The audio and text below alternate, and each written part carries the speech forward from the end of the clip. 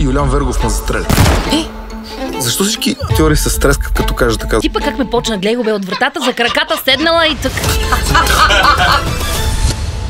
Завършва театралната паралелка на 22-ра гимназия и след това надфис през 2000-та година. В момента играе в сатиричния театър. Звездно присъствие днес. Това е прекрасната Елена Атанасова.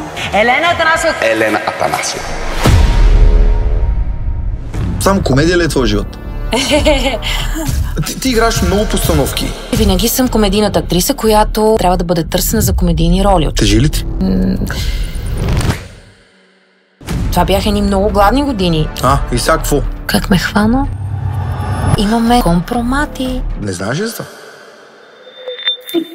Те в момента горе са замръзнали, никой не знае какво да го направи, защото тя казва върнете, аз обаче не казвам върнете.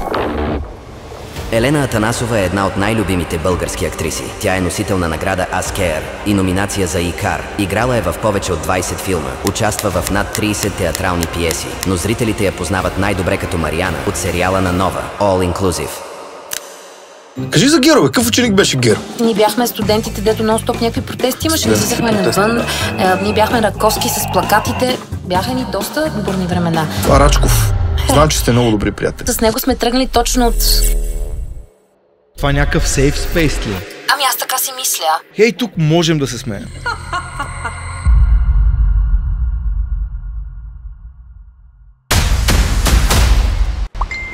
Здравейте, аз съм Тото, вие не сте! Минавам само да ви кажа, че тръгваме на турне с група Скандал. Очакваме ви в Варна, София. Билети в Ивентим, долу в описанието има линк. Цъкайте. Айде, давайте, пак връщай към разговор. Какво прави днес в театъра? Репетираме, ние са... Репетиция? Да. Кое? До октомври ще така, ако... Премиера? Да. Божата Благородник. Молиерни такива... Знаеш какво? Поне вие имате премиера. Така? Виж, в нашата държава няма премиера никакъв. С дедо ми. Тя няма премиера от колко време? Нема и да има. Постоянни репетиции сме. Не, дай ми, защото се готвим за по-сериозно нещо. Но стоп репетираме. И вече 7 година само репетиции. Аз мисля, че да. Чакай, тази вода може би не е място. Да ти кажа, че аз вече и на репетиции не хода на това. Спрех да хода и на репетиции. Виж, аз репетирам усилено, но пак не излиза премиера. Да, ето точно така. Гледаме, ма съм малък. Малък. И по BTV нещо казват там, очаквайте, кога си премиера. Дедо ми чу, не дочу, с гръб така не отиот. И вика, премиера, по BTV, кой ще приказва? Кога? И аз го гледам. Викаме, дедо, филм премиера. И той какво ще прави в филмата? Викам, ти си. И така и приключи този разговор с дедо ми и премиера. Дедо ми е уникален образ. Гледаме един път Гришо. Там в по-младите му години играе и се разпъва, като луд там на тенис. Нещо се разпъва много. И фана една топка. Така, подхлъзна са фаная. Ударя, дедо ми гледай. Това ако бех, аз съм се изправил. Викам, ти си... Ама така, човека гледа това тенис, вика, гледа какво нещо. То с деца вика, отвътре си идва това. Молиер е френска класика. Тартюф си чувал. Комедия, значи. Да. Защото е френско, повици в България, френските неща. Тартюф си чувал, нали? Да. Ето. Значи автора на Тартюф. Това е лесно. Да. Кое е черно, бе, хора? Няма да ти казвам как се казва, че вече снимаме. По принцип така ми викаме, чета. Това са Джон. Джончета. Това са Джончета. Вече се казва Джон, защото другото да не го споменаваме. Да. Вече не може, даже на платното не може да му кажеш така. Нека да имаме политкоректност. Страшна работа. Коректурност. Не. Политкоректурност. Младежи? Каква техника имаше на време? Фенер. Виж колко хубаво стана. Ламба. Като си го служихме това първия път, за да, защото това срещу осветление дойди, но това го прави по-интересно, защото дава контур от тази страна, Къде ми е контура сега? От тук. От тук ми е контура. От тук ти е, да. Като в кино. Като в киното. В киното вече сега, некога се осветяваше светлата част, снимаш от тук, а тази тъмната, 3D. Обаче сега ще се промени. Сега се осветява външната част, а тази се снима. Побъркаха ни, ти казвам. Тотално. И като ни го светнаха това тук на нас, и аз викам, това това полилей, какво ще го правя тук през цялото време? Ама добре. Добре. И аз го харесвам. Браво, хубаво ви е. Хубаво ви е на вас тук. Хубаво ви е, добре ви е, студенко, прохладно. Климатика, като казахте, то сега след малко ще стане много же. Не. Няма да станеш. Какво ще правим с такова климатик сега? Ще го пускаш ли? Не, то е. Ония ден, кой ни беше на гости? Умрехме тук. Верно. Не помня кой. Сега защо предварително тези неща така ми Казвам ти, за да мога вече, като ми стане много топло, да се изнеса. Ще пливне му вода. Мани ми и това, като не работи, издава един звук като от кафе машина. Просто си казва. И като работи го издава. Студен си казва. Толкова часове наред ще бъде тук, че вече, извинявам, вече трябва да стана, защото ми се бие. Между другото, казвай си, да, и това ти се смееш, ама кажи си, ако ти се доходи туалетна си, кажи. На кой казахме? На Миро. Да, защото ние ще ми се го дойде. нещо. Аз ти казах вместо да сложим туалетни чинии. Трябваше да сложим туалетни чинии. Другия път. Да, това е моят план за дискотека един ден. Си направя дискотека, ще направя всичко вътре в туалетна. Една огромна туалетна ще направя. И една малка стая за дискотека. Защото очевидно вече в дискотеките повече време се прекарва в туалетните и там винаги има повече хора, отколкото там, къде слуша музика. Затова ще обърна работа. Една малка стаечка за музика, кой му кеф влиза, слуша. Всички други в туалетната. Една такава пиеса, между другото, съм играла. Където действието се развива в туалетната, на заведението. И много дълго време цялото действие всъщност се развива в самата туалетна. Не знам защо, това е супер модерно. Супер модерно е си по туалетните. Какво толкова има в тия туалетни? Друг живот, там има паралелен. Там, да, това е вход към друга вселена. Наместихте ли се? Да. Горе има ли хора? Чули? Ама то беше леко, като се леко пада. Такова е. Кажи, прекъснахте, тръгна нещо да ми казваш. Не помня вече. То не е важно. Ще дойде. Да си гледа работа. Айде, почвам. Здравейте, аз съм Тото и гледате при Тото и днес мой гост е Елена Атанасова! Спатлака!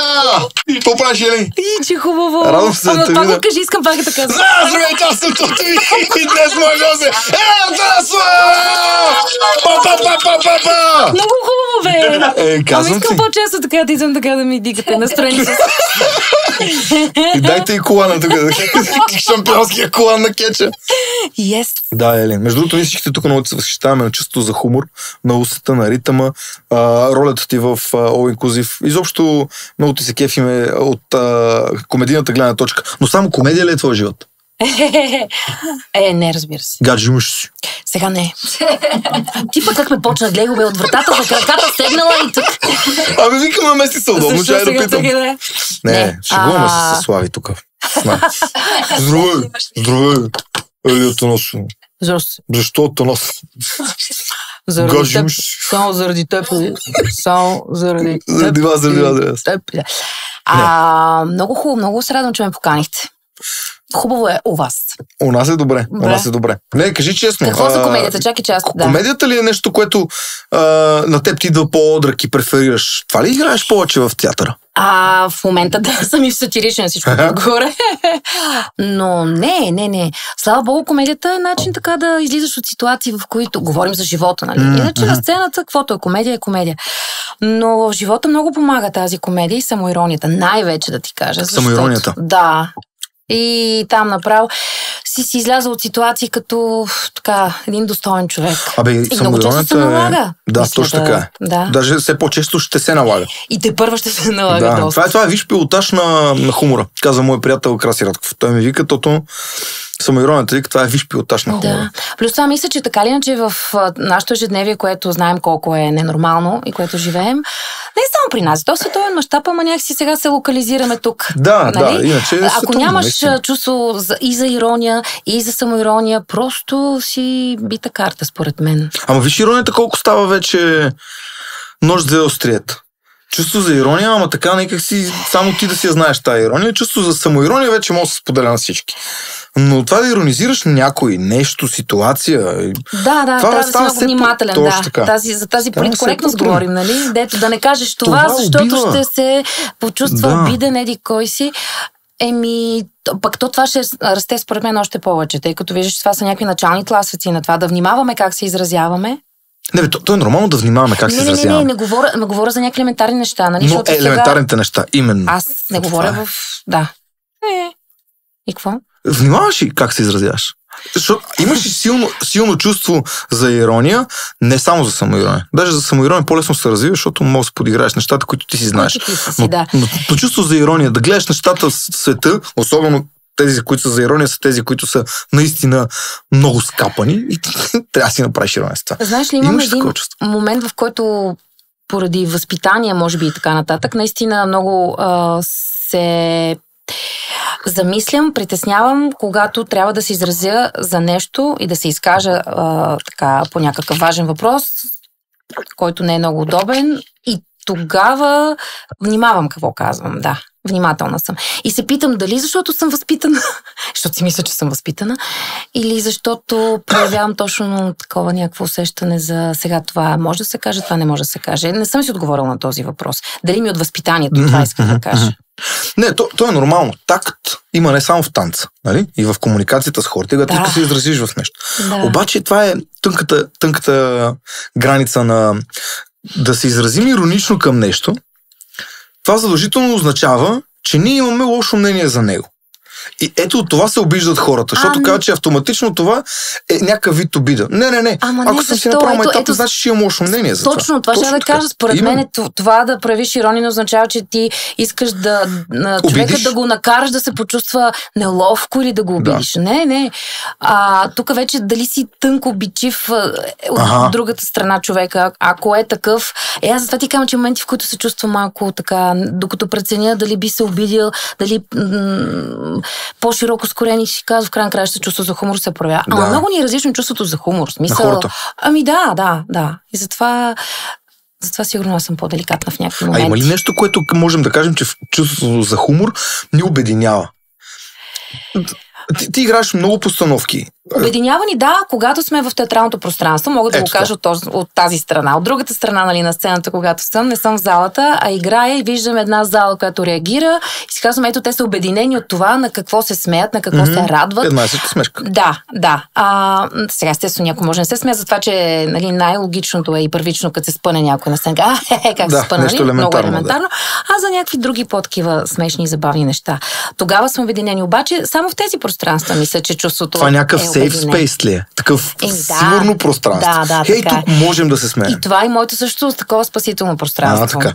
И оня ден Алекс Раева го каза. Да, дори когато съм, ето сега съм пак в едни репетиции много хубави и си давам сметка как много често те са ми този пояс спасителен, който ми е страшно важен, защото като се загледам и викам, чакай да прочета някаква новина, това направо ще ме побърка, сега с театъра си репетирам, влизам в този балон, защото там сме едни други, в момента сме Молиер, там сме на епоха, ни други костюми, работи. Си казвам, колко ми е хубаво така ни 4 часа от деня да съм нещо друго и да не го мисля това, дето съм го прочела в новините, защото ми дава по-скоро ме кара да се чувствам зле и затова си бягам, това са ми бягствата. Интересно, че вече и за зрителя е така.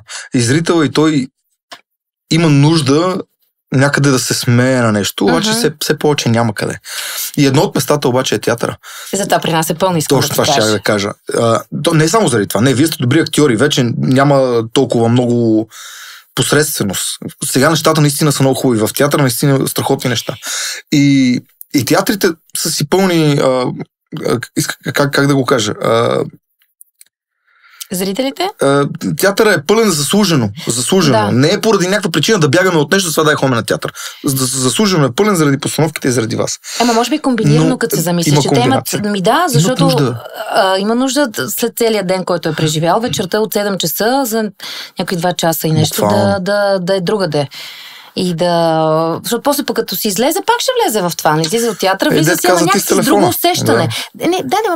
Пак ти е дал нещо те накарало да се замислиш, да нещо провокирало в тебе като друга емоция, която пък ти е полезна. И при всичките ми турнета в момента, които са пак из цялата страна, това е също най-голямата радост. Че виждаш ни пълни зали, хора, които чакат. Просто те чакат да си там и да гледат и да се забавляват в най-хубавия смисъл на думата. Просто да се почувстват по-добре, да го кажем. А в телевизията? Какво? Къде е комедията? В комедийните сериали. Аз сещам за един. И ти играеш с него. Кой друг? Предполагам, че там е силата. В комедийните сериали, иначе телевизията какво? Тя ти дава твърде много информация по някой път не е нужна. По някой? Ето, виждаш ли? В този един път си го спомням. Толкова много неща, които просто не искам да знам. Някой път се чувствам... Това имаш избора да сменяш. Нали? Да, бе, ми се гледат неща като...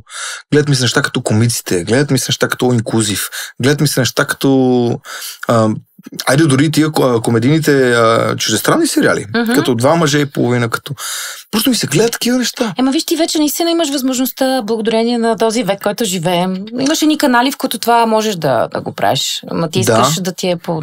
Да, но има такива канали. Но по телевизията ли имаш предвид или говориш за интернета? Не за телевизията говоря. Защото интернета и той вече е зле. Кое? Интернета и той е зле към комедия. Там съм много боса. Може да ми говориш за някакви неща, които аз няма въобще да съм в част. Така че, но говоря за телевизиите, които в края на краищата си пускаш точно този канал, който ти предлага това, което имаш необходимо, си го гледаш.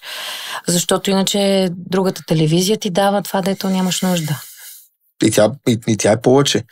Той от сутринта, това направо се натоварва. Моля, ето вашия сериал инклюзив трябваше да го пускат сутрин. Поне ми тръгне деня. Да тръгне да почне. Поне ми тръгне деня. Разбираш ли? Какво е това? Аз цял ден те са ме почнали от сутринта с политика, смърт, убийства, катастрофи. След обяд са ми пуснали някакъв турски или индийски филм, в който пак има някакви такива работи. И вечерта гледай този инклюзив, мерси. Аз съм вече на попара. То трябва по 2 серии, защото да ти завърши също вечерта, да ти завърши точно така, и сутринта пак да ти почне хубаво. Ето, каква хубава програма направихме за телевизията. Да, трябва да го предложим. Бях в театралното училище и една тъмно-синя кадифена рокля, така, тук пък една цепка. И към, Саши изляза от колата, всичките в училището, нали, трябваше би. Тази Елена. И се отвори вратата и аз сляк крака и цепката направи в Догоре! Човек трябва да дръпнеш от това, не може да се запогащи, нали, смисъл. Но в главата бях бетон. този път беше окей. Защото баща ми се беше обадил на гримьорката на операта, която е жена с изключителен опит. И тя 2 часа хора върху мен не работеше. Една прическа така беше направила, не мръдна цяла нощ. Аз се прях сутринта, грима така тук, не мръдна. Здравейте, искам да ви поканя на турнето на група Скандал. Варна, София, заповядайте, билети има в Event Team. Също така, ако смятате, че и вие може да пеете, танцувате, свирите, правите фокуси или просто стендъп комедия, заповядайте на кастинга Ела под Грей във вашия град. Кастинга се провежда в същия ден, в който е концерта. В инфото ще намерите къде ще проведем кастинга. Ако се справите добре, ви изберем още същата вечер, ще ви качим на сцената на концерта. Заповядайте да се видиме, да попееме, да потанцуваме, си изкараме хубаво. Дайте да се радваме на този живот. Билети в ивенти. Очаквам. Я кажи за All Inclusive, как се появи това нещо при теб на картата? Краси или откъдето? Поканиха ме на кастинг. Обаче, знаеш, това беше един от кастингите, който... че хубаво. Този сезон ми е най-любим. Първия. Да. Отидох на кастинг и бях толкова вътрешно убедена, че някакси много странно усещане. До сега не съм имала такова усещане. Да, наистина. Си казах, много усещам тази героиня, много е приятно това. Ама ти се явяваш за нея? Да, конкретно за нея. Да. Няколко сцени трябваше да разиграем. С една друга колежка бях тогава, която играеше ролята на София, която в момента, т.е. тогава не се запознахме с нея, с една друга колежка бях. И така излязах си от кастинга и си казах, много странно. А в същото време, излизайки от стаечката, в това време влизаше Ненчо на кастинг. И аз викам, здравейте, и той здравейте, така, и викам, много интересно се получава тук, какви хора са поканили, какви колеги са поканили. И когато ми се обади Нина Кисимова да ми каже така, че са ме избрали, все едно имах усещането, че нещо вече някакси в мене беше... Случило се. Да, много странно. Много беше странно. И всъщност така. И на какво го даш това? На това, че може би има роли, които си знаеш, че са си твоите. И които като се отключи така и дойде момента да се случат и ти просто си го усещаш, че си е твоя момент. Си просто е момента, само чакаш да ти се обада, да ти кажа да си го изиграеш. Да ти кажа ти си. Да. И съответно тръгна тук този сезон, наистина бяхме толкова... понеже море, това са ми любимите сезони, са и море. Не Балкана, нали? Не е на планина. Не съм толкова планински тип, по-морски съм, може би за това. Не на Банско, а на морето. Банско е прекрасно, но просто морето ми винаги взима превес. И така и тези 2 сезона всъщност и 4-ти, който бяхме пък на Албена, се впуснахме. Много хубава компания се събрахме. Много бързо намерихме общ език с Ненчо. Защото това си говорихме много с него, викам, човече, сега да изиграем 20 годишна биография, нали? Ни женени хора с едно дете на 16, каквото и де, колкото и да е комедиен жанра, трябваше да си намерим някакви си наши такива неща, които... Верно е, че първия сезон имахме... той имаше любовница, първия сезон имахме драми, така че това, че бяхме по-отчуждени, всъщност много работеше за нас, защото реално отчуждението на 20 годишния брак си дойде добре изиграно. Реално като не се познават много добре хората, то е естествено да изглежда като отчуждение. Къде вече ни е писано от този човек. И така че това работеше в случая. Но в последствие наистина много си паснахме. Той човек, който създава винаги някакво страхотно чувство на приятелство, на хубава енергия се завърта на терен, когато дойде. Винаги е шумен! Ола! Миго! Такова влиза и ти сутрин... И много пее, не спира. Имаш един сезон, в който не спря хора с телефона да се прави на различни политици. И аз се обръщам и башинка, сега. И почва да вижди. И аз викам, спри, дай текста да ми... Чакай малко сега.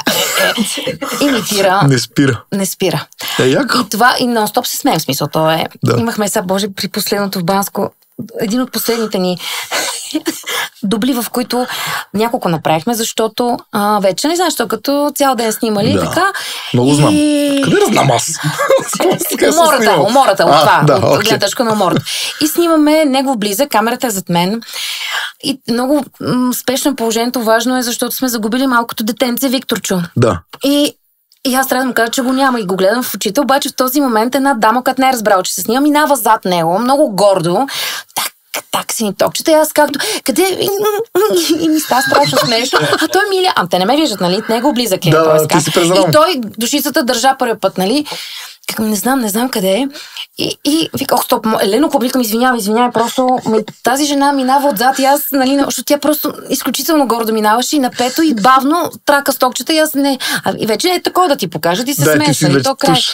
Направихме 3 дубъла, защото вече в следващия момент вика, всичко наред, спокойно, почваме. Камера, работи, начало и той. Какво той вече третия стана, нали, но ето така, с него е забава постоянно. Всъщност, кое харесваш изключително много в твоята героиня? Марянка? Да, в поведението и в отношението и в какво е? Кое те кара да много чувстваш чисто толкова? Сърдечна, е много някаква такава много топла жена, много имам чувство на моменти много наивно си отстоява някакви нейни си територии, които самята, че трябва. И това много ми беше, като си четях сценария, много ми беше интересно да си търся такива изразни средства, аз като актриса, нали, които да я покажа тази сладка страна, тази сладка черта на характера и винаги нещо се бори, има си каузи, сега детето, сега мъжа, сега... От друга страна, питва си нейните да ги пробутва. Са, нали, един сезон снима делфини, другия пише книга, има си някакви пориви да се реализира и е изключително добронамерено същество за приятелките, нали, са едната приятелка, о боже, драма има, винаги така всеотдайна е във всичко, което прави. Гледам как говори че говори за себе си, не но в трето лице. Да, ама понеже аз виждам теб, как ти го правиш това. Разбираш, и сега така, тя са пише книга, преди ходеше с апаратчето, нали, и съм такъв, ама чакай, това си ти, нали. Добре. Колко съм добра като актриса, начин. Това удари ли? Не съм аз. Мислих си, че нещо го да. Тук е, всичко е наред. Ако ти пречи, го махай. Искаш ли? И в хубаво да продължиме, тя само си отваря устата. Вече жестомимичен. Пускаме отдолу. Тук се появява, какво сме правили. Радвам се, че така, виждате нея в мене, но аз не съм това. 100%. Аз съм много по-лоша. Какво си? Шегувам се, бе, глупости. Да, не изглежда, поне така не изглежда. Образ ли? Кое? Това, че не си сърдита, нали? Глупости. Това съм аз. Да си вземе ролите, който е сърдити. Всеки си знае. Територията ми тук, ти си сърдити, аз не. Да, аз не. Точно така. Как стана актрисите? От малка това... При теб го има като заложби в семейството, но това значи ли, че... Защото при мен има други заложби, но не станаха. Смешно детенце бях аз. В смисъл, от малко явно комедийно детенце, например, имах някакви големи драми, разигравах, като ме постригваха и като исках се дълга коса, те ме постригваха и си измислих песнички някакви. за смешната пострижка. Да, за да ги откажеш да те постригнат. Ами, защото се ядосвах, че искат... А те са, нали, така, просто прически. Някакви тогава са били модерни, други. Аз снимката ми първи клас, застанала и така учебничетата сложени, тя облеченка, красива и съм застанала така. Леко тъжна и сърдита. Доста тъжна и доста сърдита, защото е на бритон. Късичко, извиках в телевизор, че съм постригнала. Първи клас, да. Защо винаги е така? Исках опашка, исках... Всеки го е срам от снимките му в първи учебен ден. Мисля, че абитуриентските също не са снимки. Да. Другите са или първи клас, Леле, аз си мислех, че съм перфектен. Разбираш, си викам, ще ги убия. Наскоро ми попадна една снимка и към батко, как си могъл, бе? Аз понеже бях в театралното училище, сега смесих темата, ма ще върна на това. Бях в театралното училище и нали, една тъмно-синя кадифена рокля, така, тук пък една цепка. И към, Саши изляза от колата, всичките в училището, нали, кажем вие. Ах, тази Елена. Елена. Отвори вратата и аз сляк крака и цепката направих. Догоре! Кръц! И какво прибрах ръка? Прибрах малко, викам, човек трябва да дръпнеш, защото сега не може да за погащи, нали, смисъл. Не е много добре тя да излезе много сексапилна. Ми си спрасках, да. Но в главата бях бетон. А този път беше окей. Защото баща ми се беше обадил на една негова колежка от операта, гримьорката на операта, която е жена с изключителен опит. И тя 2 часа хора върху мен работеше. Бетон беше, една прическа така беше направена, не мръдна цяла нощ. Аз се прях сутринта, грима така тук. Това така не мърда. Не мърда. Беше един кок такъв, нали, толкова много филми имах, че после ги махах половин час. И така че това беше за това. За какво да говорим? Ма чакай, че баловете са сега, така или че тък му минаха. Дай да го говорим. Спомниш си къде бяхте, какво правихте? Да, бяхме в парк хотел Москва, ни беше... Ресторанта. А после там не си останахте? Не, после отидохме в една дискотека, която вече мисля, че няма. Тя е там на опашката на коня, беше до студентски. Най-клуб. Не, чакай бе, как до студентски по опашката? Не, до студентски дом, там има студентски дом. Точно да, може би този клуб, който каза, ма нямам спомен как се казваше. Ревю се казва сега. Най-клуб беше там, бе. Може би. Аз бях там на това. Да. Ама аз бях в Арила хотела. И оттам само пресекохме, отидохме на опашката на коня. Ние си ходихме там, да. И какво отидехте там? Но беше голяма трагедия, беше, защото все пак, нали, парк хотел Москва, ние седнали някакви салатки, някакви такива всички. Не ходим вече на дискотека. Имаше програма, бяха организирали за нас специална програма, но едно момиче от там съседните класове много се беше напило вече. И в момента, в който влизаха някакви балерини, тя искам и аз, нали, излизаше напред. И те балерините се прибираха, 3 пъти направиха опит да почнат, най-накрая видяха, че без нея няма да стане. Тя винаги искам и аз, излизаше и тя. И танцуваше. А те бяха такова програма с пера, нали, някакви такива работи. Хората са подготвили. Не са направили сметка за четвърти. Фъргам се. И така беше, тази девойка, не знам какво стана с нея, но много искаше да танцува. Искала нещо, да. И така, и после отидахме в този въпросен клуб, който също бързо приключи. Не ми беше най-забавното нещо бала, някакси... Но се прибрах, в 6 часа се прибрах с обувки естествено в ръка, защото вече... Токчетата. Всички момичета на баловете. До ресторанта с токчета, след това обикаляме София боси. И тук така не беше много добре лицето, но главата беше. Айде, стига. Но пък главата, косата била направена. Главата беше страхотна. За това ми разказваш. За тръгването че от малка си била мислила си песни, само за да не те постригат. Ще си била очевидно смешно дете. Да, смешно дете. Защото исках да знам как се... И между другото, понеже нашите баща ми е с италианска филология, френски, знае. Майка ми пък е с френска филология, преподавател по френски и с втора специалност с италиански. И те двамата, когато не трябваше нещо да разбера, си говореха на френски или италиански. Детето да не разбира, аз викам, сега един ден ще видите, аз ще ги науча тези езици. Да. И ги научих, научих ги. И френски и италиански? Да, говоря. Защото ме амбицираха, просто и казах, не може вие така... Какво е това? Да, тайната нещо не трябва да знае детето и айде на... Човеко ни va là-bas, и аз, какво? Ама те после телите записаха на френски и италиански. Да, майка ми преподавател по френски. Значи, в крайна сметка е искала да знаеш какво се казва за баща. Да. Сигурно било за стимул. Така или иначе, италиански дойде покрай един филм, в който играх на 12 години. Всъщност там се включи. Разкажи ми. Там се отключи това желание голямо, защото преди това какво ли исках, оперна певица, балерина, въобще всякакви таки всичко свързано с сцената, защото просто покрай баща ми няма как да е друго.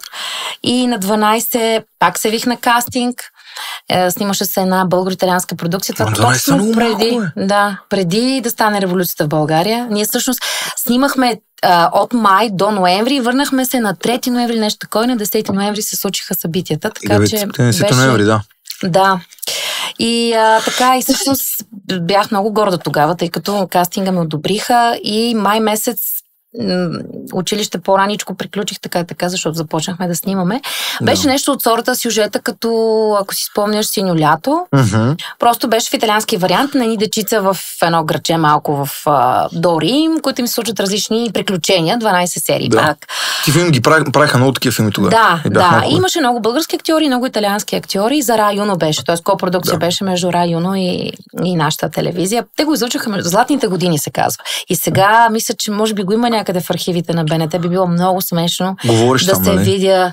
Говоря. На италиански? Не, аз си говоря на български, имам само озвучена. Да, те ни озвучиха. Но там всъщност научих италиански, това иска да кажа, защото аз реално общувах. Аз вече ходех на френски в Алианса. Колко време го снимахте това? От май до ноември, колко е? Много е. Бая.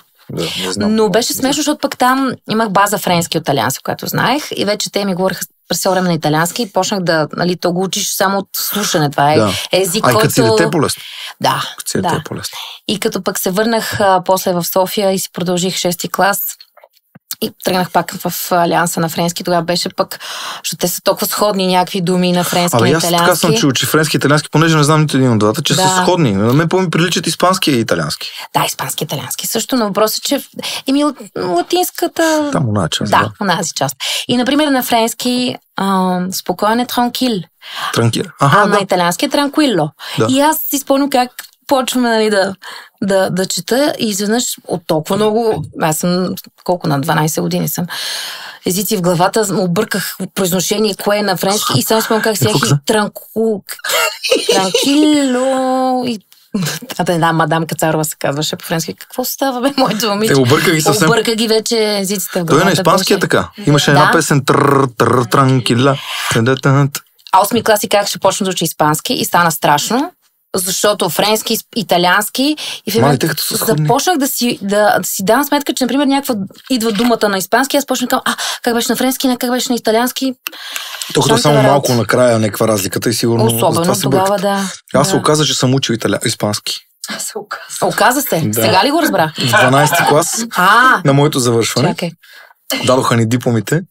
На тези, които си взехме матурите, при нас имаше матури, ние от моя клас сигурно 5 човека само си взехме матурите.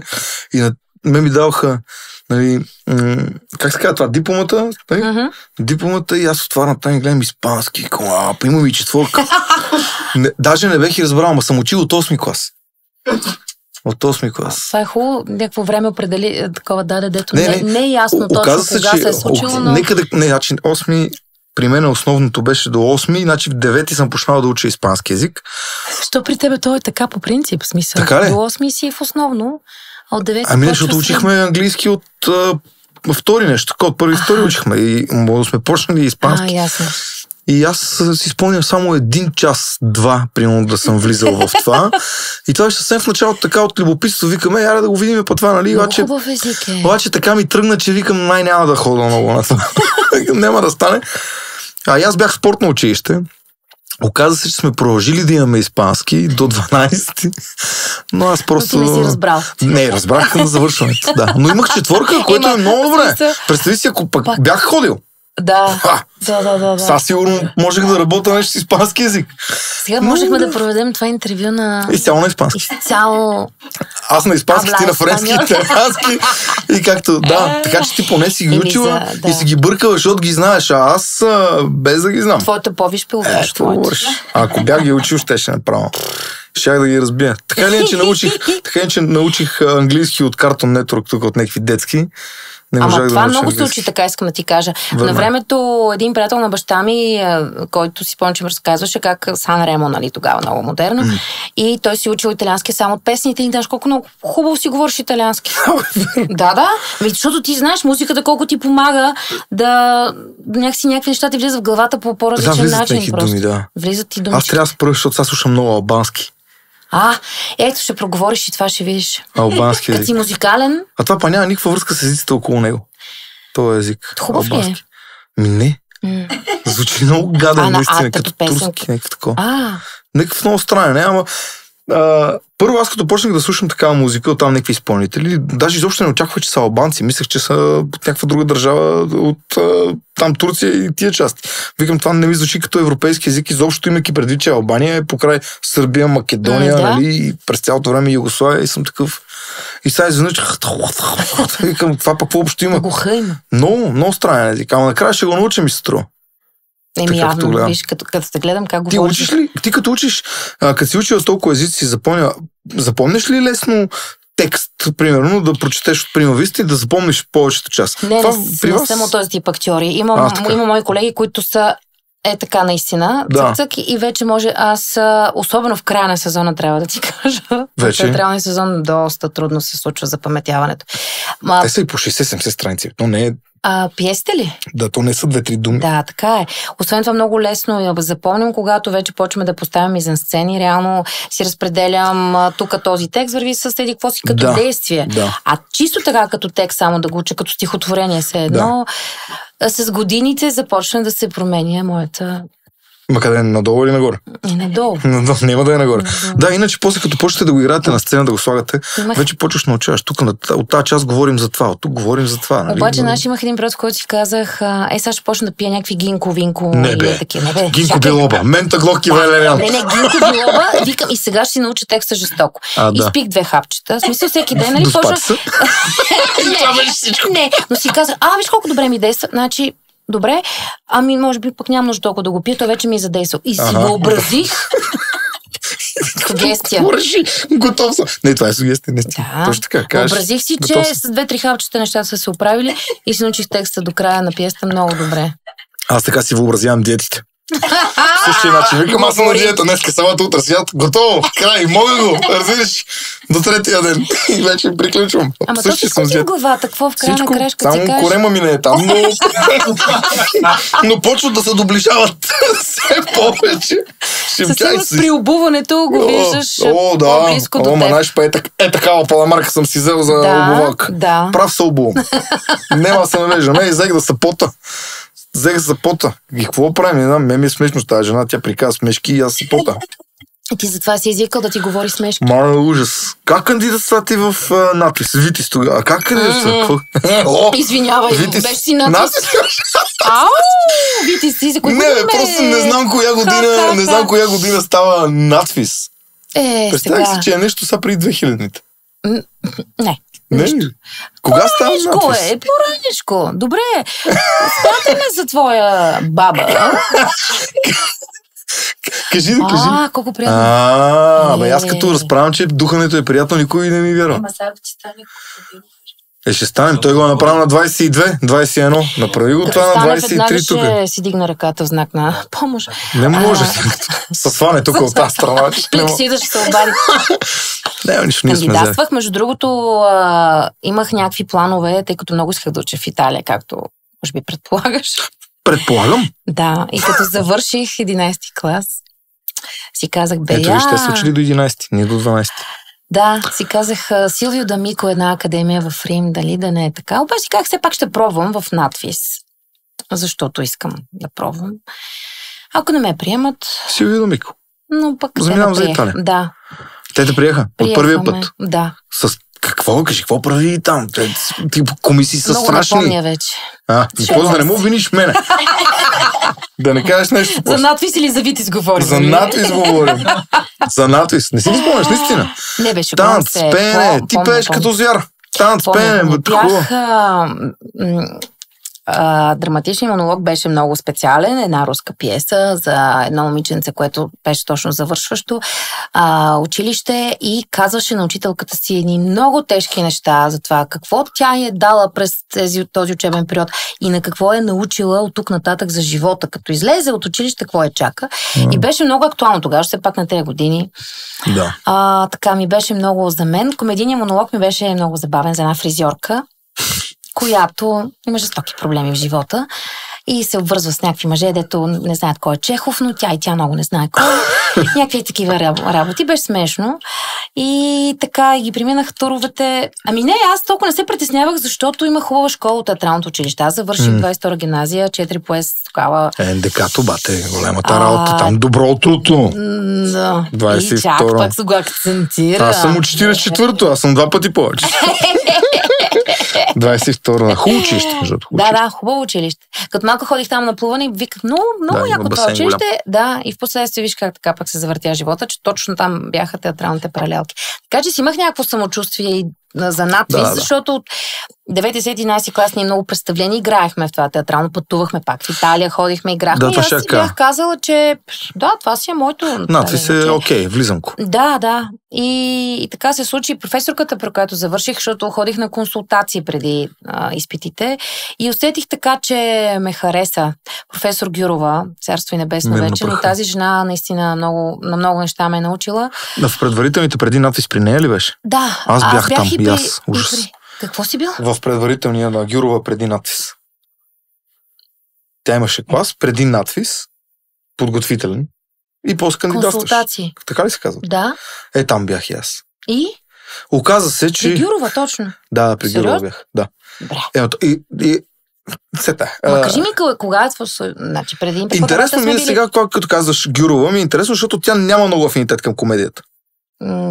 Тя е по-друго поколение. Не, виж, тя моля, аз се опитах 2 пъти комедиен етюд при нея и 2 пъти бях смъмрен. Веднага. Да знаеш началото. Направете нещо по избор. Да. Направих смъмрен. Сега така. Пак. След 2 седмици. Пак зле. Викам, повече няма да идвам. И така и не отидох повече. Да. Накарам да чета ние връбчетата. Добре. Аз съм с дислекция. Хубаво, имам колеги такива, които също са... Много зле. Това беше заболяме корема и повече не додех. Казах, моли да отида от туалетна. И не се върна. Излезнах от надпис и право Хаджи Димитър, бат. Штрак, тегли, до тук с ръковска. Как каза, че излезе се едно през прозореца? Нещо отбехме на втория етаж. Оттам так Хаджи Димитър. Айде, Гюрова, чао. Това беше. А това кога е било? 2010. Да. И ти си бил 2009. Да. И 8 ли да е било? Кое да е било? 8. 8-9. Да. Това е промежду. Та бях при Гюрова. Гюрова те е харесала. Да. Това беше трудно. Това беше трудно. Не, аз го оценявам много. Тя ми каза... Имам афинитет към теб. На консултациите показа много добри качества, които ако не изпита покажеш, много бих се радвал да бъдеш моя клас. Яко. И каза, искам да видя твоя олимпийски дух. Това никой няма да го забравя, защото не си казах, господи, какво значи олимпийски дух. Значи на изпитите мачка. Просто, да. И факт е, че тогава другата професорка, която взимаше, може би усети афинитета на професор Гюрова към мен. Така и аз ми беше пък неудобно тогава, защото си казах, ето виж, тя сега вижда, че Гюрова ми харесва, пък Баева, професор Баева беше, да. И така беше, ми интересно беше. Но си спомням, само хубави неща си спомням от надпис. Не видях какво се появи. Нищо. Това ли беше? Просто не му пуснете тази снимка. Не видях. За да се види колко е наистина... И ние да оценим, че е харесала. Не само ти да го оценим. Добре. Върнете да я видя. Върнете я. Върнете я. Защото аз... професор Гюрова ли показахме?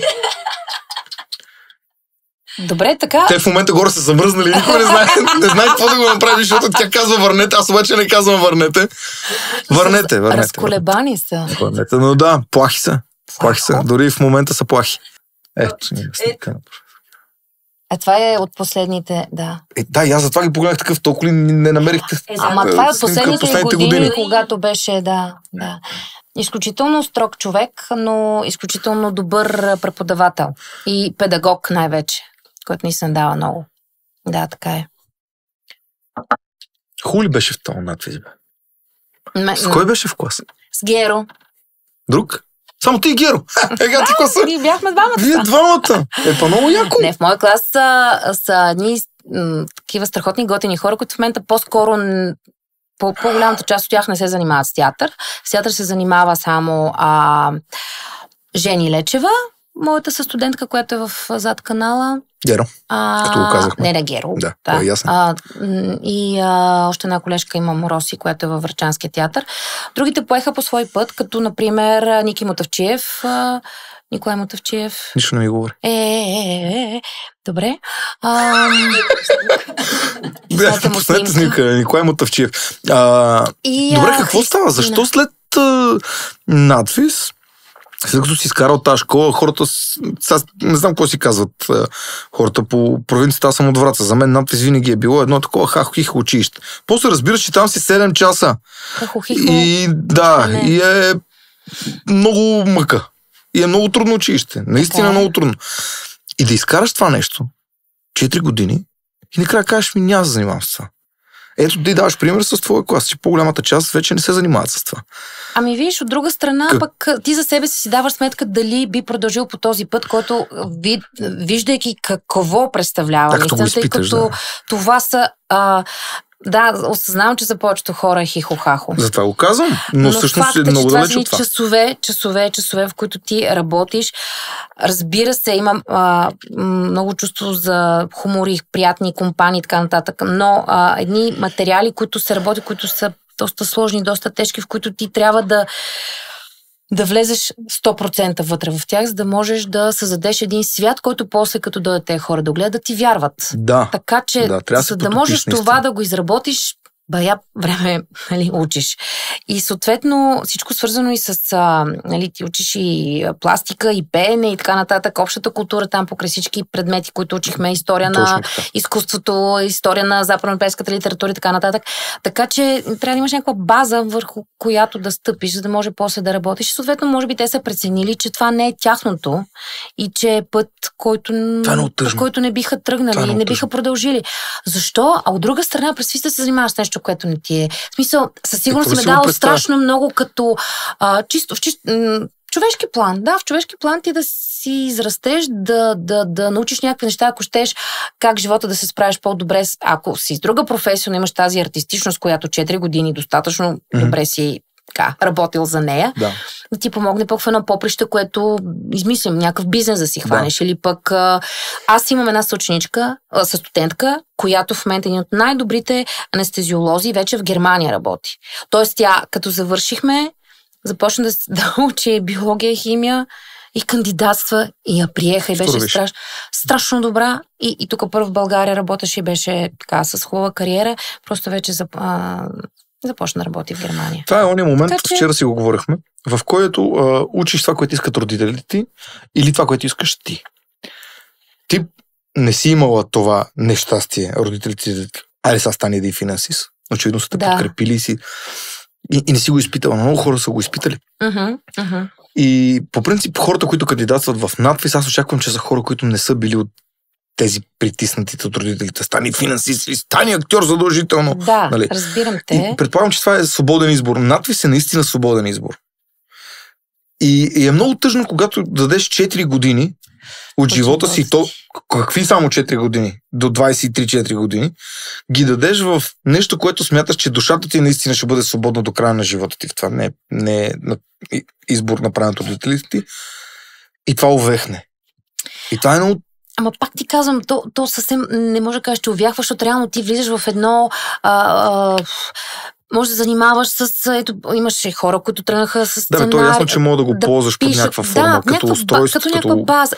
Аз поне спитам така да го гледам, защото иначе Все си мисля, че живота винаги ще те кара да си мечтаеш, че един ден ще се качиш на сцената пак Селена и ще изиграете нещо. И ти в театър и ще кажеш, тогава се чувствам изключително пълноценен или пълноценна. Аз съм сигурна, че те са щастливи в това, което правят в момента. Със сигурност. Да.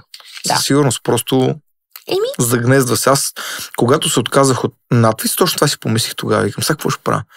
Отидох да уча в Пловдив пиар, маркетинг и реклама, защото харесвам този бранш и изкарах и там 1 година и половина, втория семестър до средата и казах, не. Връщам се пак, занимавам с нещо ценично, с музика, това.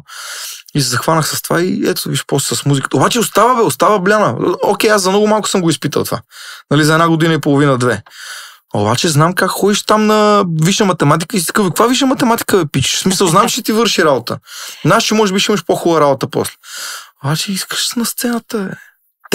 Тегли като една котва стои това. Ма ти не знаеш живота какво ще ти предложи тук нататък.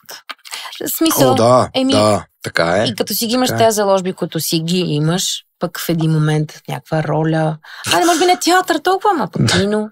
Не? Може да се викнаха ме един път да участвам в филм. Участвах за 10 секунди и Юлиан Вергов ме застреля. Друго се или да те застреля. Това е, да. И той ме извика. Той ме извика, толкова не можа да стреляш по едно дърво, ми стреляш, викам по мене. Тото падни, умри. Паднах, умрях, така вика, никой не умирал, викам. Умирах като в филмите на Чък Норис по 3 минути. Търкале, буди се, пак умираш. Мъка дига. Викнаха му в един филм, играх тук наскоро. Не знам как се казва даже. Те го дадат по киното. Не знам как се казва, страшно тъп филм. Да, това, защо всички актьори се стрескат, като кажат така за филма си? Ами защото пък и ти участваш и в това. Да, и може би трябва да го пазя като име, да казвам, не е толкова хубав филм. Страшно тъп филм. Страшно тъп филм. Участваме аз, Ники Илиев, Камен Владеничаров, Киро Ефремов. Страшно тъп филм. Ако някой си яде парите в киното да го гледа, пари не връщам. Вие сте се преебали. Все по-добре стават нещата. Добре. Много добре върви българското кино. Страшна тъпня, братко. Не генерализирай така. Шегувам се. Не, шегувам се. Конкретно този филм беше страшно тъп. На каква власт? Цената на властта, да. Цената на властта. И не знам. Или е това, или е Жълто Леандър. Не, цената на властта. Жълто Леандър е с Кито и е хубав. Цената на властта. Значи, какво ще кажа? Каза хубав, добре. Какво ще кажа за този филм? За кой? За цената на властта, очевидно, така се казва. Всички, които ходиха да го гледат, включително и мои приятели, които не знаеха, че ще участвам, но видяха на плакатчето и влезнаха да го гледат. Всеки вика, изкарах до 15-20 минути и си тръгнах. Викам, значи, браво, добре сме се справили. Страхотен актьорски състав. Да, час и половина филм, 20 минути изкараха. А не ми платиха също. Страшна издънка. Вече ги навръзвам нещата, добре. Да. Страшно. Не, ето, гледай. По-никъв, гледай, Борис Дали играе. Борис Дали е главният актьор. Ето Китодар играе, бе. Китодар, Борис Дали, Киро Ефремов. Йордан Караджов. Виждам доста лица. Данчо Караджов. Да. По принцип е заявка за добър филм. Страшна тъпня. Тончо Токмакчиев. Просто много лош сценарий. Диана Любенова. Знаете ли колко много хора от тия не сме ги канили? Ето бе, виж как се подсети. Да, трябва да си гледам филмите. Да. Браво. Между другото, хората, които са го изгледали, казаха, че аз играя най-добре. Аз и Китодар. Всичко друго е зле. Това сте вие, двамата сте, да. Това не случайно сме един по друг. Да, точно така. Всичко друго тук е добрата. Първи коридор е България, втори коридор е България. То помни как сме старели. Роднина милиционер. Помните се, колкото певци, толкова актьори, братко мой. Ники Илиев в крайна сметка не играе очевидно филма. Но ти реши, че играе. Аз бях там, като го снимаха. Объркахме филмите. Не, това е филм. Да не игра в друг филм. Да види. И филм с Ники Илиев трябва да има някакъв. Зад кое? Зад това ли? Не, тук това е с брадичка. В един друг филм не беше Ники Илиев. Още един. Аз играя в още филм. Аз ще влезнем в IMBD. Това ще там. Това е като четвърката по испански, да. Да, така, оказа се, че съм играл. И в този филм се оказа, че съм играл. Не съм знал. е режисьор на филма, не? Не, Ники. Изидор. Изи или Сиси. Не ми е върнал парите, той ми ги даде. Отплеснах се, забравих изобщо за това. Не, защото виж за твоето творчество. Моето творчество. Виж какви плакати тук с какви... Да си бех станал икономист, аз къде се занимавам с глупости? Къде тръгнах в тази посока? Ти искал ли си нещо друго да занимаваш? Не. Писвало ли ти кажеш? Що станах една актриса? Не станах една масажистка. Занимавала съм се в един период, когато бях на свободна практика и това в България тогава означаваше, имах едно представление в Народния театър, с което очевидно не можех само да се изхранвам. Да. И тогава за кратко работех при мои приятели бижутери. Пак добра работа? Да. Изключително добра работа. Да. И имах шанс да продължа в тази сфера, но наделя пак. Помагаше ли ти актьорството в продаване на бижута? Да. Помагаше ми само, че искам да ти кажа, че в един момент пък егото, човешкото, толкова ми пречеше, че няма на къде, защото идваха, например, едни руски семейства, в които той сядаше на столчето, даваше и картата и тя започваше да разглежда и тук иска един час. Това пръстен, че аз хочу да кътва онова. И аз вече в един момент викам, не, това ме побърква, защото ти виждаш просто жестока претенция, страшно. И само... Аристокрация до безкрай. Да. И аз така сдържах, нали, за да не кажа, ще го вземе ли това най-накрая, защото просто се виждаш, а тя пръстенчето така, пък иска пък това. Ама нали може да се разшири, може да се, всичко може да се коригира, може да се направи, няма проблем. Но, и той вече, той забрал, че е седнал, той не е дал картата, нали, тя да се оправя. И тя един час. И тогава си спомням, че моят шеф ми каза, моля те, да не ти личи толкова много, че, нали, смисъл, ти искаш вече да я изгониш от... Тя е клиент, тя до последното излизане от вратата, тя е клиент и трябва да си... Така. И аз казах, окей, значи наистина трябва много да вкарам актьорската си, такова да си представя само в роля, защото ако само като аз, Елена, продължавам един час да я търпя как избира ята пръстенчилинията. И така, че това казвам, че егото ми всъщност му беше малко тежко. И си викам сега до кога така това представление трябва да почва представлението, в момент, който влезе клиента и аз нали, от 7 часа спектакъла почва, да си представям, че играе, за да могат да хора да ги така предразположа. Най-малко да не ги гониш. Най-малко да не ги изгоня. Вече очите, няма ли да си го купиш. И така, че кратка беше кариерата ми там. Освен това, в един период вече много ми се играеше. Просто не можех за щанда да седях, викам, не ме свърташе. И добре, как изведнъж, какво се случва, за да се появят още пиеси, в които да играеш, за да можеш да се върнеш в театъра? Аз или на щат, просто ме поканиха в Пловдивския театър, точно в този период.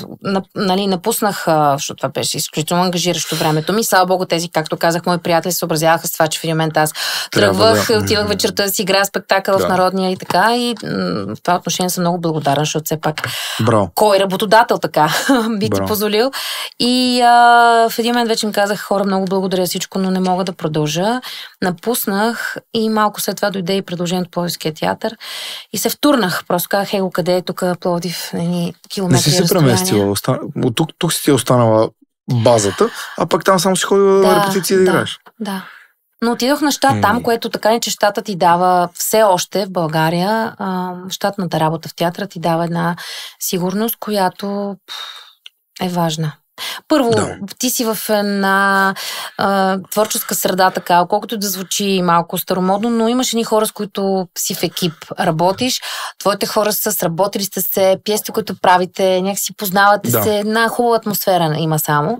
И е важно, защото като си сам такъв, избираш с кого да работиш, но много по-различно е. И тогава така, просто Пловдив се случи много добре. Въпреки, че ми беше много сложно пак с пътуването, но аз откакто съм завършила постоянно си в пътувания. 2 години Габровски театър. Това ще я питам. Къде отиде след нас? Габрово. И това беше голямото. В момента, много хубави неща му се случват. Факт е, че директора, така един млад човек, който се опитва много и прави много неща, но когато аз отидох, в самия град беше много тежко положението, защото аз случих период, в който имаха режим на тока и режим на водата. И аз пресно пристигнала от надвис, ще прави изкуство и такова. И изведнъж, сутрин пълним кофата с вода, защото между 6 и 10 Знам, аз съм от Враца, там беше също. Да, и беше си много. Режима беше ужасен. Аз викам, как случих в едно и също време всичко да бъде в режим, това беше изключително... И понеже имаше режим на тока, на водата винаги ставаха наводнения, защото забраш на къде за въртелца. И то като дойде водата в 9 часа вечерта, там 7:30, като дойде водата, и теб те няма... То тече до 7. На представление съм. Аз играя в този момент. Постоянно наводнение. Имаше и при мен такива неща. Браво, че си го изпитала това. Не е само София. Не е само, разбира се. Как? Плюс това благодарение на театъра толкова кътчета на страната съм видяла. Които едва ли се... Смисъл, когато, например, казаха, имаме турне в Генерал Тошево и аз... Къде? Къде викаш Генерал Тошево? В коя граница беше? Трябваше да вляза на картата, съжалявам. Да, не съм явно... Защо не е нужно да ги знаеш тези неща? Хубаво да поназнавам България, кое къде да. Шегувам се. Мислила ли си да живееш на друго място? Не. Аре, бе. Не. Така, Пловдив и там... Дори Пловдив Смята се като дори разкошен е. Моята баба по бащина линия е пловдивчанка. Нали, много рано е дошла в София, но не мога. Не мога. Изпитах го. 7 години бях там. Ама на пътувания? На пътувания, да. Смятай, в един период от време, когато съм в репетиции, аз съм си пловдивчанка, смисъл, аз живея 2-3 месеца там. Да. И просто винаги ми беше, като се прибирах вкъщи и си ми е такова. Явно съм такава натура, по-носталгична ли, не знам, тук са си ми... И там имам приятели, обаче тук са си моите, всичко си, улиците са си тук, бе. Какво, как ти го обясня? Не знам. Разбирам, аз съм така от Враца, живял съм много малко. Разбираш, живял съм едва 7 години, като малък. Да. И тук съм 30 години в София. Обаче, онова като си ти е мястото и точка, това ти е място. Аз и до днес съм врачанка. Врачанин съм, 7 години съм живял там. Нищо. Обаче те разбирам. Улиците, въздуха е друг.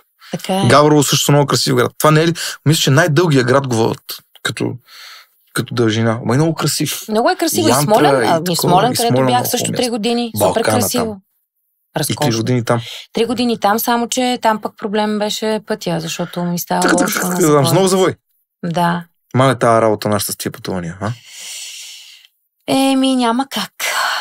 Не, това е хубавото, защото ето виж, има веднага алтернативата, нали, да ти кажа, че седях зад тезгяха и в един момент вече не ме сдържаше, просто много красиви бижута, изключително, но отвътре то кипи, не става. Знам, за това говоря. За това имах предвид тези твоите съученици.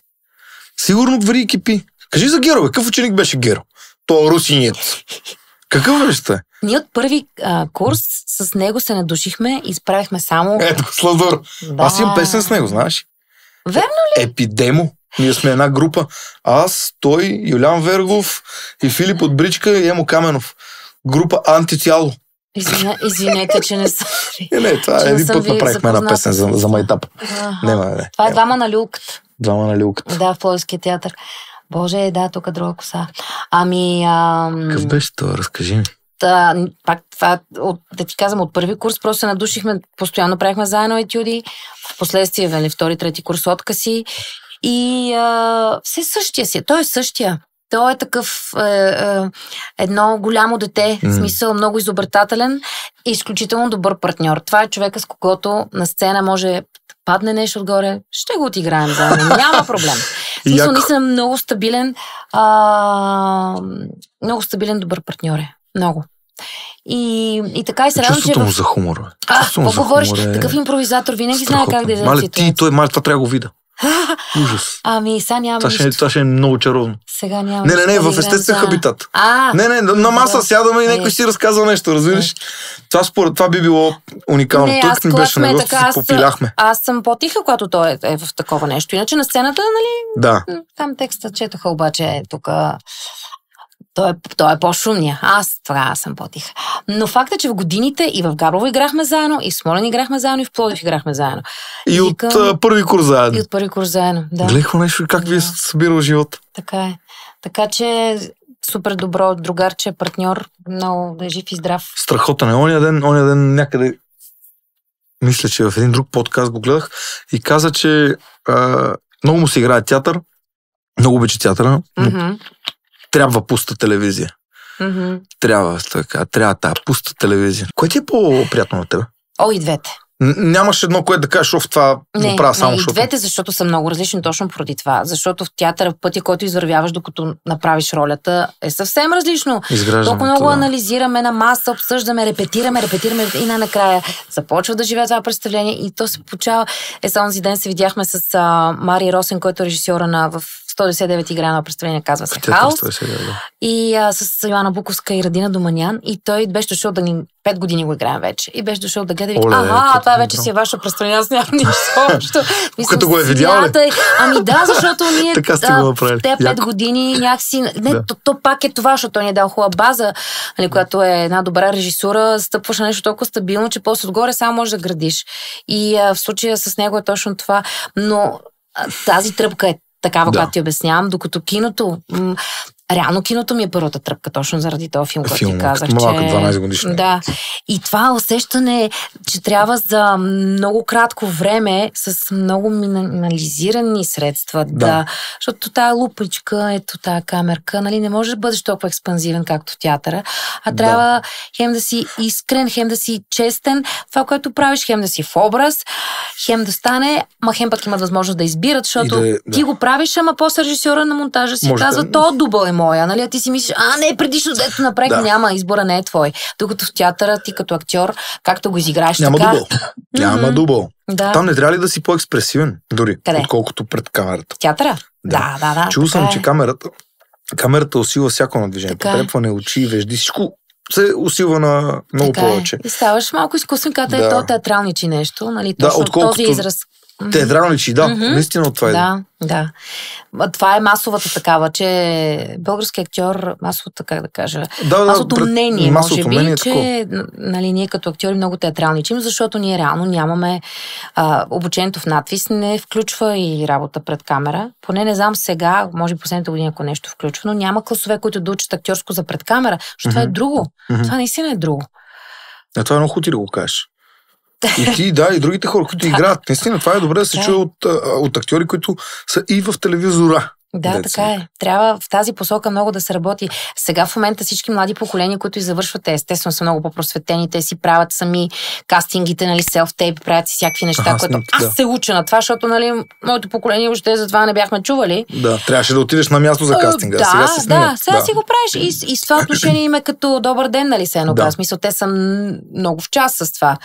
Все пак имаме такива примери, като, нали, на Мария Бакалова. Мисля, едно поколение, което просто е облагодетелствано в тази посока страшно много, защото когато аз завърших, когато излязах от надвис и точно с Геро си говорихме, и сега какво? И сега какво? Защото това бяха едни много гладни години. В смисъл, 99-та, 2000-та, какво правим? Тогава беше по-дем. Такива протести, ние бяхме студентите, дето нон-стоп някакви протести имаше, ние излизахме навън, ние бяхме на Раковски с плакатите, бяха ни доста такива бурни времена. Сега вече така не се протестира, както по наше време. Със сигурност. Но завъртяхме нещата, да. Така че по въпроса за актьорстването, това много ме радва, когато, ето, например, миналата година, когато снимах успоредно и сериала, снимах един филм, който той ще излезе сигурно сега октомври месец, клас 90 се казва. И трябваше между София и Банско поръчваме си с напредлъка, исках какао, тя също какао. И тази сервитьорка каза, добре, 2 кака. И си тръгна. Много се учи само на какао. Добре, 2 кака. Добре. Както го кажеш, просто ги донесеш. Няма значение, Здравейте, искам да ви поканя на турнето на група Скандал. Варна, София, заповядайте, билети има в Eventim. Също така, ако смятате, че и вие може да пеете, танцувате, свирите, правите фокуси или просто стендъп комедия, заповядайте на кастинга Ела под Грей във вашия град. Кастинга се провежда в същия ден, в който е концерта. В инфото ще намерите къде ще проведеме кастинга. Ако се справите добре, ви изберем още същата вечер, ще ви качим на сцената на концерта. Заповядайте да се видиме, да попееме, да потанцуваме, си изкараме хубаво. Дайте да се радваме на този живот. Билети в Eventim. Очаквам. Знаеш какво? Със сигурност, като си гледала сериали, ситком, като приятели, като... Знам ли, айде да не изброявам там, да не пропусна нещо. Не мога да не си гледала и да си кажеш, такава роля искам да играя. Например, аз съм оприличавал себе си в поведение като по-малък, като Джоуи. Гледаш и викаш, ако имаш сериала, шак съм Джоуи. Виж, по принцип, мисля, че Приятели са сериала, който доста, защото по мое време тогава му беше бума все пак. Да. Ние го чакахме всеки следващ сезон и мисля, че и специално и в моя клас от академията доста хора искахме да играем. Рейчел, Фиби и такова смисъл. Ти кое би било? Коя роля би ти допаднала на теб? Не да изиграеш, а коя... Може би Моника, защото е много смешна. Такава. Много педантична. Като много ме кефи. Да, някой. Аз като по-малък харесвах, разбира се, Рейчел повече като образ. Сега го гледаме с жена ми пак, харесвам Моника. И съм такъв... сигурно като остарея ще е Фиби. Ако вървим така, по-би трябвало. Между другото сега... Да? сега като го гледам този сериал, в момента Фиби е по-масов образ. Да, някога тя беше странната. А сега вече всички са такива. Обаче сега всички са извън филма, всички са Фибита някакви. И гледам я ония ден, значи това става 90 и коя година. Да, и средата на те подаряват едно яке от лисици, от видри, от някакви такива неща. И тя почва да се бунтува. Ще протестира. Как може? Убили са животните, горките животинки, нали? То протест. После някой си направи някаква шега. Тя се обиди и аз викам, боже, ние живеем в свят на фибите в момента. Да. Тя сменяше, тя, нали, там в един сезон роди от брат си. Му роди близнета. Износи, да. Да, стана сурогатна майка, което сега, нали, защо сега сурогатните майки правата на... И аз съм такъв, боже, Фиби. Фиби пророка, който виж сега... Пусни си, приятели, сега. Да, има толкова актуални неща, които Фиби ги прави. А винаги си мислех, че няма да е Фиби образа, който ще е толкова актуален. Обаче тя е безкрайно актуален образ в момента, като гледам приятели. Даже за правата на жените се бори там в половината сезон. То тя, ако не се бори, наистина няма коя от другите две героини да се борят. Няма, да. Така, че... Но преди ми харесваше Рейчел, сега ми харесва Моника, а Фиби е бъдещето. Фиби предстои, усещам го. Тя е бъдещето. Коментираше с... да. И ти какво би ти било би бил най в твоя образ, Моника? Ами може би Моника. Има такива периоди, в които много искам да играя разни неща, много различни от... Защото и на времето съм си го мислила, като следвах. Много опасно, когато те вкарват в коловоза на тя е добра в това и прави това. Много някакси винаги... Какво визираш? Ами, например, че винаги съм комедийната актриса, която трябва да бъде търсена за комедийни роли от тази гледна точка. Тежи ли ти? Не ми тежи. Казвам, че за мен като актриса е много по-любопитно и за мен като развиваш се човек в тази посока, актриса в тази посока, е много по-интересно да търся образи, които да са по-различно от това, в което съм се поставила под някаква форма, благодарение на това, което съм имала възможност да изиграя, в тази характерност. Тъй като, както говорим пак за нашата професор Гюрова, тя много работеше върху това. Ти си характерния образ в класа, а има хора, които са, да кажем, нали... Тоест аз от първи курс в надвис съм дойката, не съм Жулиета. Да. Тоест няма как да изиграя Жулиета, защото просто съм друг типаж. За такъв тип характерност казвам. И ако това нещо влезеш в... Да, между другото, представлението беше на Линия Баджиева. Ако влезеш в този коловоз на само такъв тип характерности, които се играят... Рамката. Ето това е нещо, което винаги много ме така вълнувало в годините. И затова, например, сега, когато ме покани Бойко Боянов за този въпросен филм, който ти споменах, миналото година, който го заснехме, който няма нищо общо с това, което до сега съм правила. Добре, ето. Имаме някаква компромати. Да. Компромати. Да, ето това. Много го чакам да излезе и да видя какво са. Отзад, бе. Да. Изнича като река Лалугер. Виж му погледа. Трябваше да се обада на Любо тия дни. Да. Ми е много така любопитно какво е станало, защото се зарадвах, че Бойко ме покани да изиграя нещо различно от това, което до сега са ме канили да играя. Еди, как се чувстваше? Добре ли се справи? Според тебе? Аз се чувствах много добре. Как съм се справила, ще го видя, като излезе сега. Дано да останат повече от половин час вътре. Аз нямах такъв успех.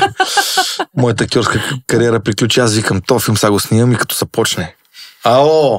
Матото, търсим хакер. Нещо да играем. Може би със следващия ще стане. Да. Да. Добре, там вече един час като хората останат. Някой може да ме види. Аз дори не знам дали са останали. Дали са останали където участвам аз. Нямам идея. Те сигурно затова вика, че най-добре игра аз. Защото никой ме не е видел как го правя. Ама това, което го казваш, нали, за излизането от рамката, това е защото обичаш предизвикателствата или защото имаш желание да се докажеш като по-многопластов актьор? Виж, това са желание за доказване винаги много ме е стряскало. Не, такова амбициозно, аз искам никога не просто искаш малко да щупиш рамката потребността за себе си. Да, по-скоро предизвикателство към мене, както беше и с капките. В смисъл, аз си казах, искам това е страхотен някакви някакви такива летички, които си слагаш, да си скачаш и за себе си, много за себе си всъщност го направих. Имах потребността да си се самопредизвикам. Да.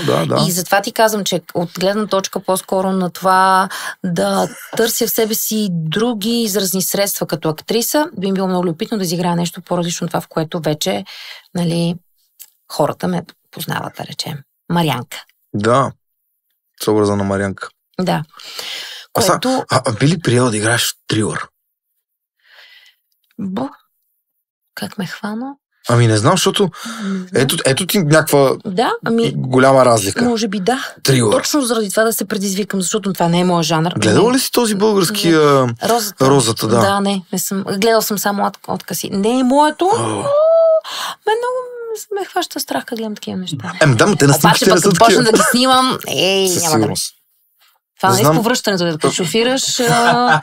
Какво е това? Нещо съм изпуснал? Нещо съм изпуснал.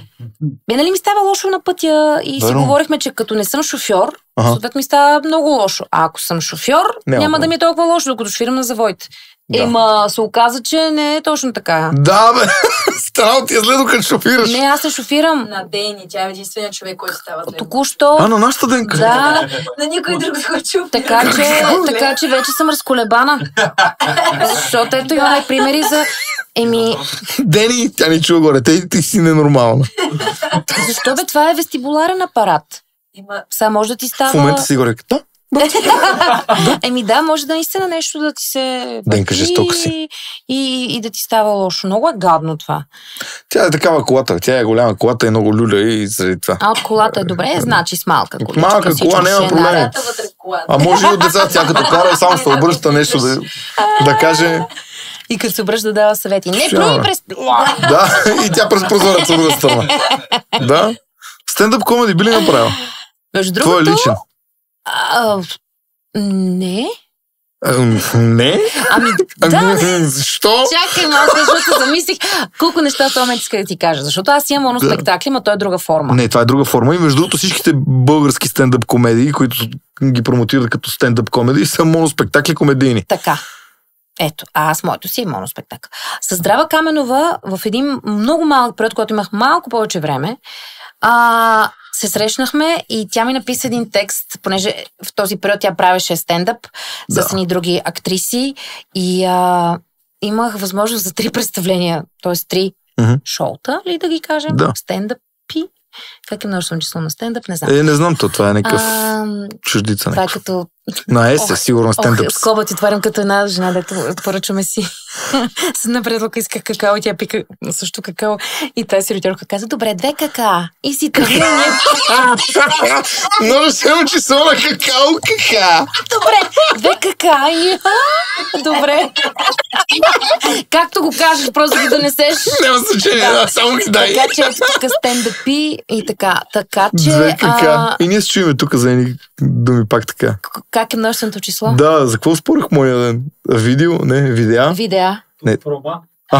Промо. Да, на промо, множествено, аз мисля, че е промота. И отварям тук горе, на дъската е написали прома. И аз гледам и викам, Дени, сигурно е било лошо от карането. Викам, Дени, какво това френско име? Прома? Множествено число на промо. Викам, промота. Прома. И 2 кака. Това са си нови думички, по които 2 кака. 2 кака е жестоко.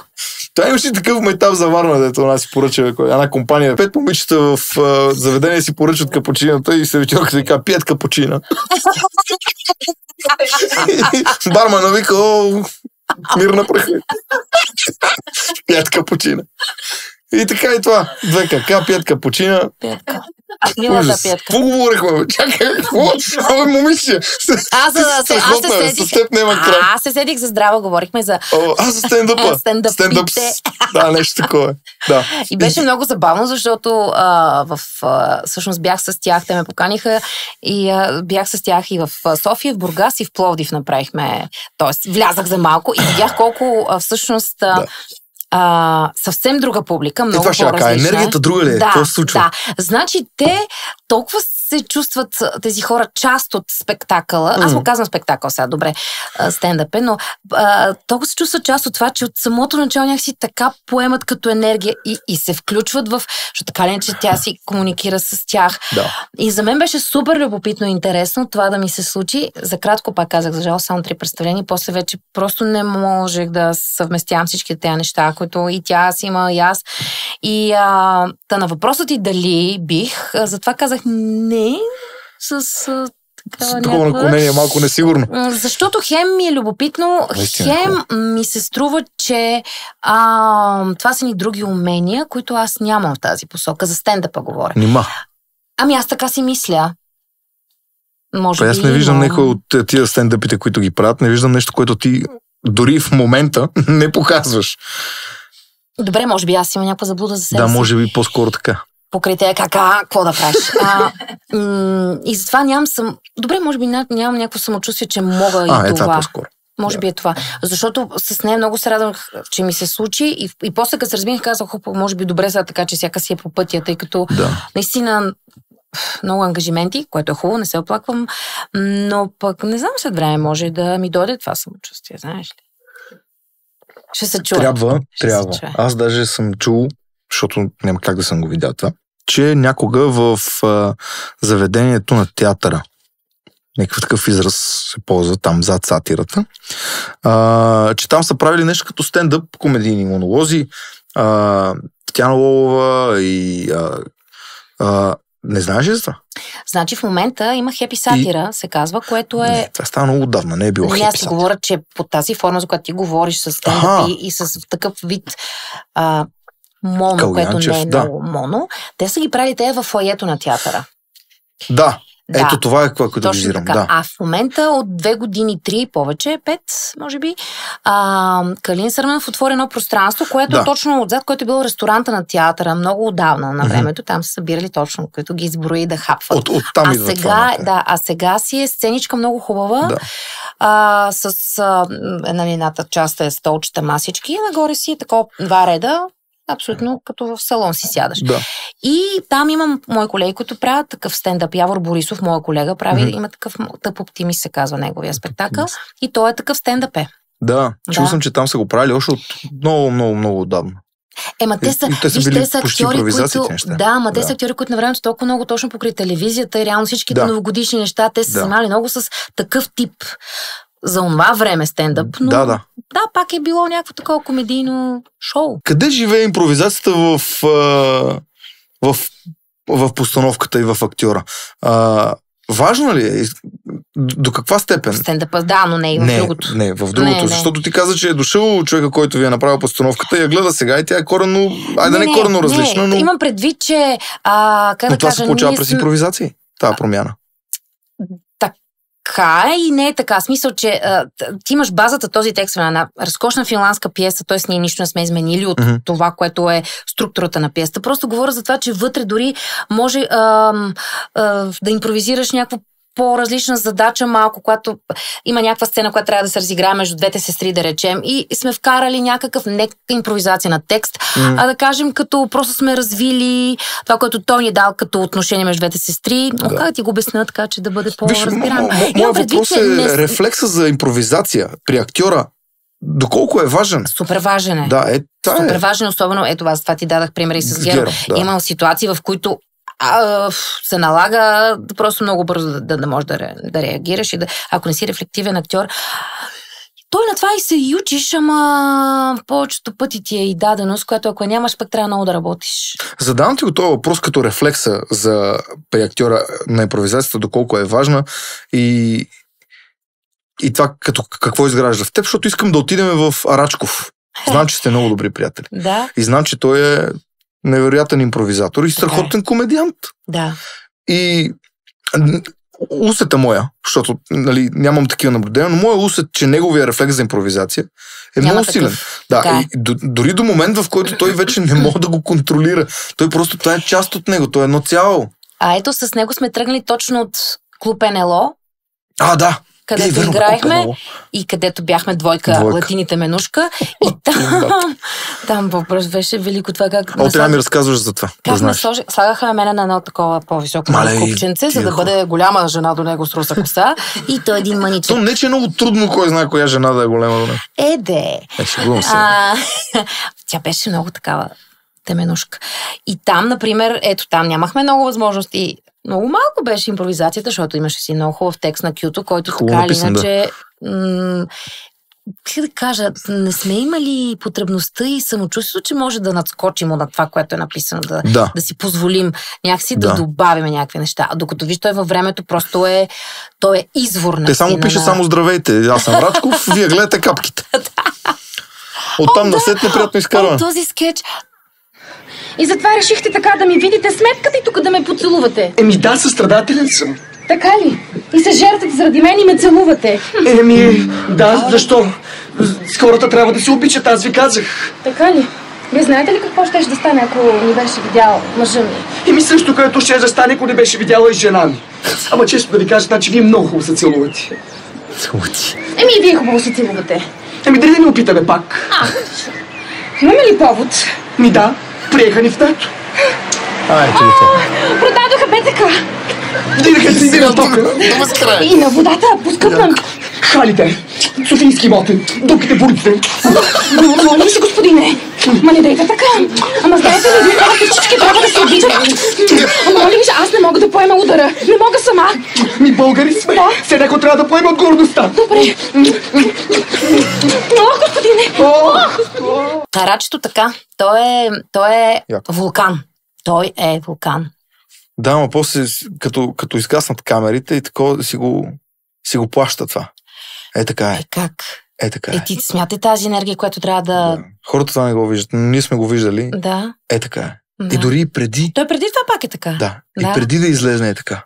Така. Ама то трябва да можеш да се... Има една такава странна плахост в него. И аз съм такъв...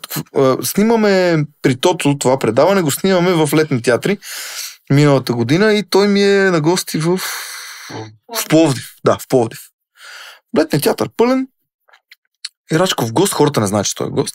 И стоим отзад. И това, че те не знаят кой е гост, а хората са дошли, театър е пълен, който иде, се тая, както сме аз и ти, 3 часа сега.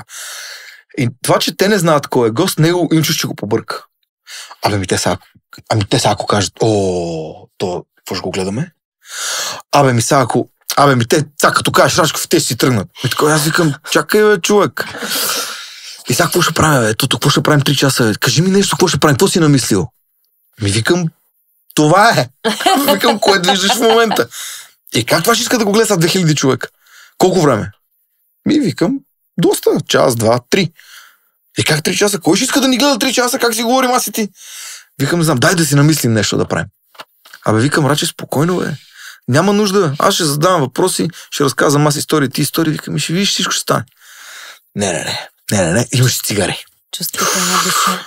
Толкова присъединя, аз го гледам, викам, Рачков, ти днеска за първ път излизаш на сцена.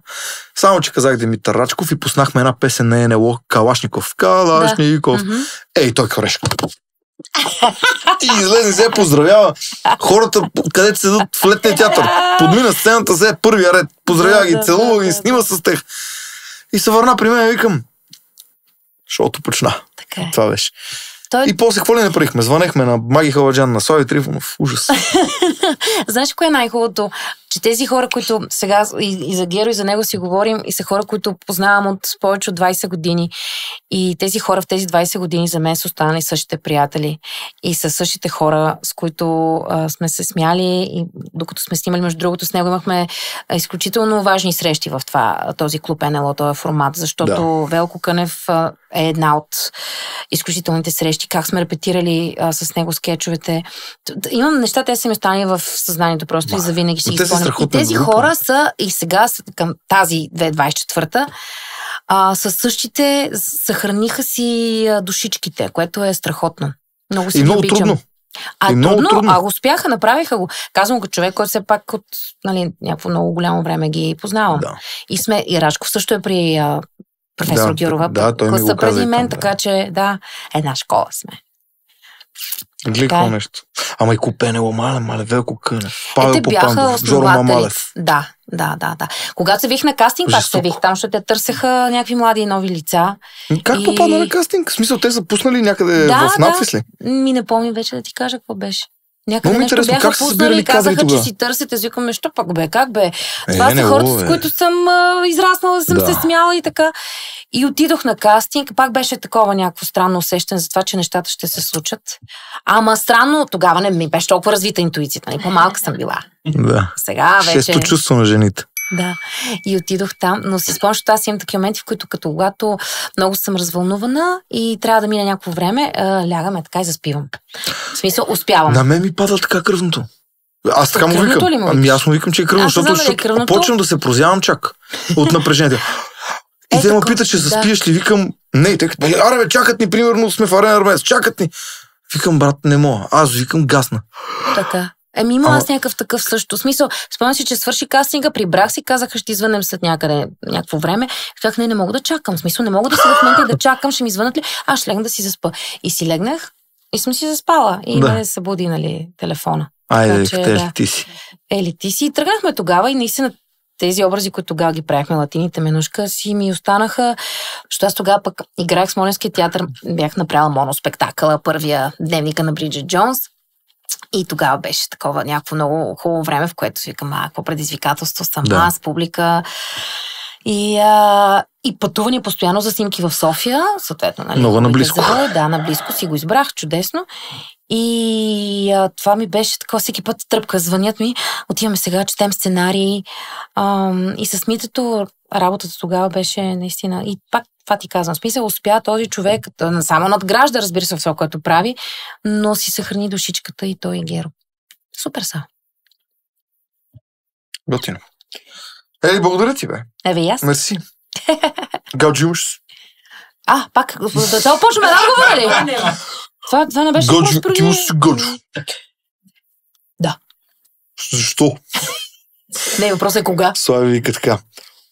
Да знаеш, научил съм най-важният си урок от Кивор Киворкян. Когато направих предаването по BTV, той ми беше първи гост. И тогава ми каза едно нещо. Запомни го това от мене. Сега, през по-голямата част от кариерата си, ще задаваш един въпрос. Това е най-важният въпрос. И то е защо? Реч. Аз гледам и викам, сега какво трябва да питам хората, защо? Да. И отива на гости едно момиче, Илана Сашова на гости. И той вече са в 7-8 тук. И той гледа сценария и вика, здравей. Ти казваш Илана Сашова. И тя казва, да. Сашова. Защо? И аз викам, как ще питаш защо? И момичето седи, гледа го. Татко, майка, нали нещо. Имаш си гадже. Киворк му е казал най-важният въпрос защо, а втория, който трябва да научиш, имаш си гадже.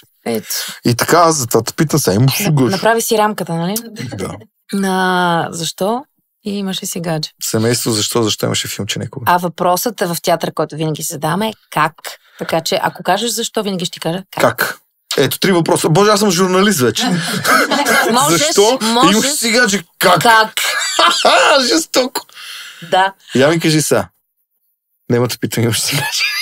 Що питаме пак? Това ще пак началото на разговор. Имаш си гадже. Не. Много хубаво правиш. Не, мой приятел Анди го прави по-хубаво. Анди са.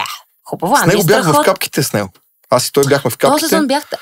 И той не спечели капките, което за мен беше тотален шок. Още когато го играехме. Страхотен имитатор, да. Боже, той му имитира всичко, този човек. Да. Не само да имитира, той може и да го играе. Да, не само глас или нещо. Така е. Много добре. Жесток. Ама хубаво го правиш и ти, окей са. Анди, естествено, Анди и ти получавате си. Аз го правя, защото съм го слушал много път. И вече ми е кипнал. Ти сега за това интервю имаш ли такова усещане, като тия с обажданията и с... някакъв кастинг не ми е това интервю. Имаш ли такова усещане? Не, имаш ли такова усещане? Не се знае. Не се знае дали не е кастинг. Мога да взема от втората част на властта, там моето. Ще кажа Тото. И ще извън на Тото. Може ли да ми дадеш, Ели? Ще кажа, защо? Как? Нямаше такова усещане. Добре, разбрах. Разочаровал съм. Разочаровал съм те, ясно. Защо? Не, беше гум. Как? Защо? Как имаш сигаджи? Имам сигаджи, това е съпругата ми. Ти ми ще да зададе въпрос ли? Аз разбрах много добре, ние се запознахме с нея преди ти да дойдеш, ние си общувахме. Аз отидох дакъм. Водещия никога не го казва това. Това не е вярно. Ти шел да се преобличаш. Да. Аз после се и преоблекох. После се и преоблекох, че беше страшно. Казвам ти, беше страшно. Айде. Да си направим като финал. Както почна, нали? Пак такова. На гости ми беше! Чакай. На гости ми беше Елена Атанасова!